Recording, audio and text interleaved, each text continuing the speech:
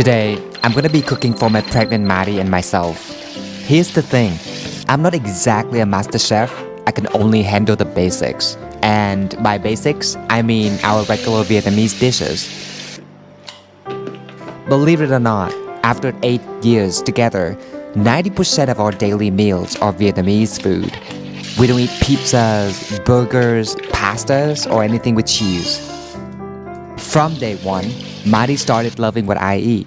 She used to avoid things like potatoes, sweet potatoes, and most seafood, but now she's a fan of it all. The best part?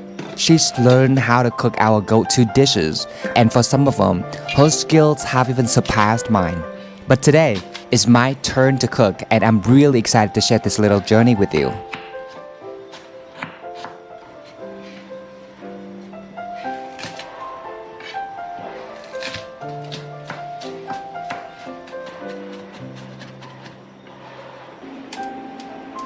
Cooking is more than just a chore, it's a love language.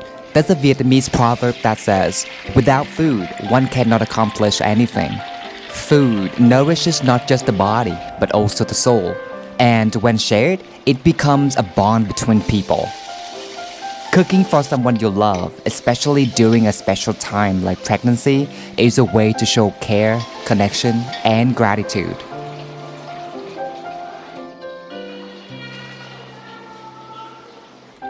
There's a famous saying by Julia Child that resonates with me. The only real stumbling block is fear of failure. In cooking, you've got to have a what the hell attitude. And that's how I've approached learning to cook. I may not know fancy techniques or recipes, but cooking isn't just about perfection. It's about being willing to learn, to love yourself and your partner through the process. Sure, eating out is tempting, but let's be real. Restaurants can hurt your wallet and your health. At home, you know exactly what's going into your meals. It's fresher, healthier, and filled with attention.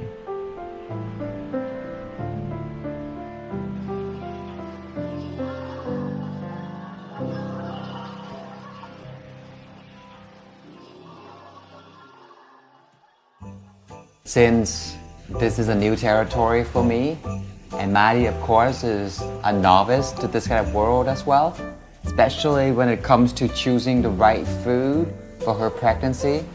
So we need to look up basically every single thing. For example, some of the fruits that Madi also initially asked me to go to the market to buy. Jackfruit, longans, lychees, also durian. Those are the things that she can't eat a lot. A small amount is fine. Let's buy some homegrown bananas. No pesticide, no fertilizer. It looks really good. $2, less than $2. So I'm just gonna get some sugar apples. Madi loves this one. And then these are the two things that we were shocked after knowing that they were really harmful to her pregnancy. The first one is green papaya. Honestly, yesterday, without equipping myself with any knowledge prior to my buying, I decided I was contemplating on buying some green papaya to make some food, but it is absolutely not good. It's actually dangerous. And the second one is pineapples. So pineapples are a no-no. You gotta avoid it at all times. I'm asking this auntie to give me some suggestions for vegetables to buy for Madi. I told her that Madi was pregnant, so let's see. Potatoes are great, but avoid the sprouting ones. On the other hand, papayas and cucumbers aren't the best choice. Oh, she said that cucumbers are not good for Madi as well. She said beans are good too. Even with the beans though, if you buy it at a grocery store or a superstore, it's gonna be a lot more expensive.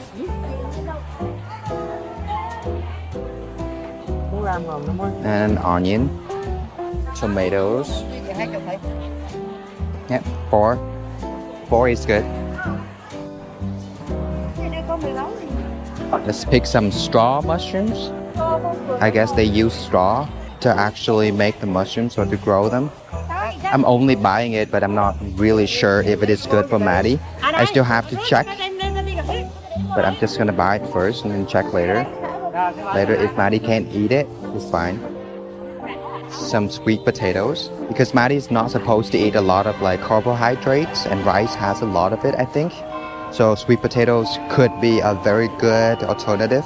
And out of these two, this one is much better.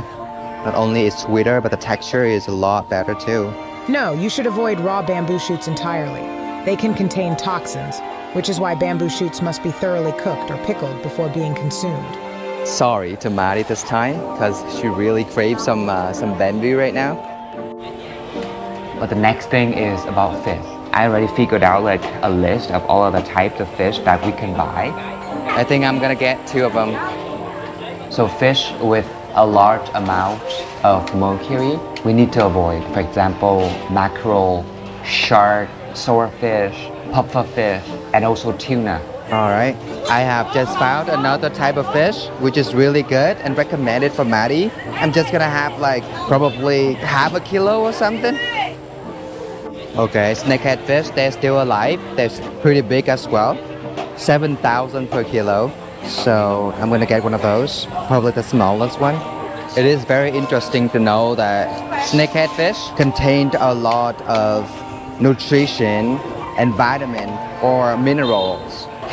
This is probably why it's one of the top recommended fish that pregnant women should eat.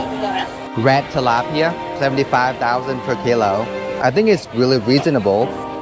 And then a bunch of eels here. Growing up in my family, I was always told that eels are really good for pregnant women. But I still have to check that with Google.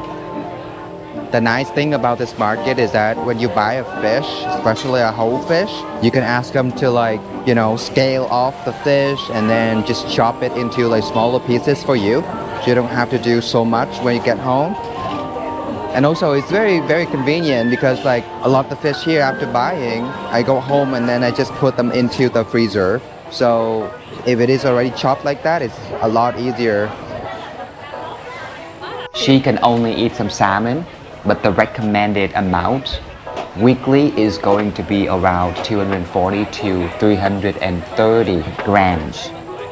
Almost $5. And if you guys are wondering as to why I'm buying a lot of fish, it's because I'm gonna put them all into some kind of containers and put them all into the freezer, and they're gonna just sit in there and wait to be cooked later.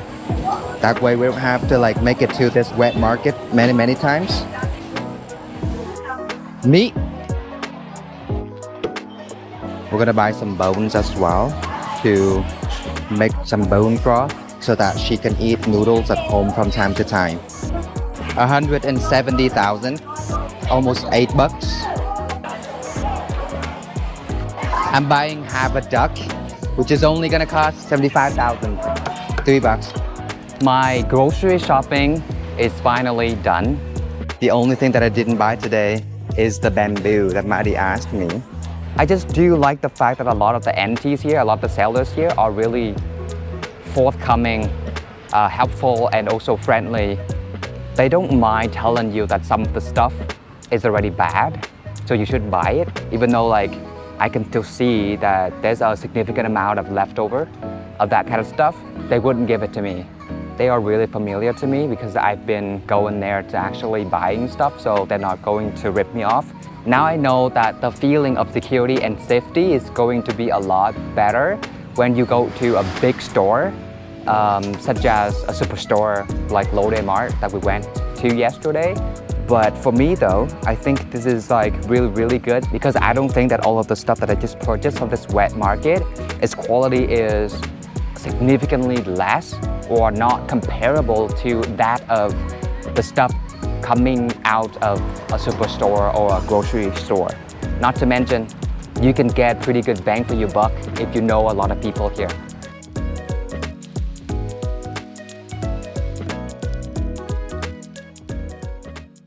For today's lunch, I'm just making a few meatballs. Madi mentioned craving them yesterday, so here we are. I got the ground pork from the grocery store because honestly, I just don't like buying ground meat or minced fish from the wet market. You can't wash it and that just doesn't sit right with me. The ingredients are pretty simple. chopped shallots, some green onion stems, a pinch of ground black pepper, and a bit of salt. I also cracked in an egg and added some breadcrumbs and flour. Mix it all up and it's ready to fry. Nothing fancy, but it works.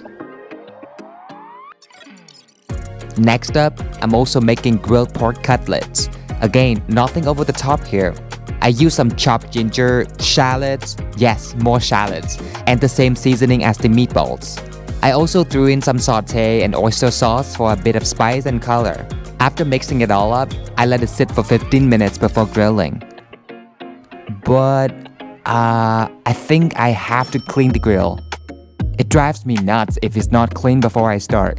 This grill oven combo is something we got from my sister when we still lived in Ho Chi Minh City. Honestly, it's one of my favorite kitchen tools. You don't even have to flip the meat. It cooks everything evenly as long as you set it right. Total game changer. Now back to the meatballs. Let's just say I had a bit of a what the hell moment. I accidentally left the heat too high and they got a little burned. It's fine. I just cut off the charred bit so Madi wouldn't have to deal with them. Finally, I made a quick tomato sauce, dropped the meatballs in, and voila! The final dish is ready. Here's how everything turned out. Today's meal may be simple, but we've discovered so much about nutritious foods for pregnancy along the way. We hope you found this video helpful and inspiring, especially if you're navigating a similar journey. Thank you for watching and don't forget to like, comment, and subscribe if you enjoyed it. Take care and we'll see you in the next video.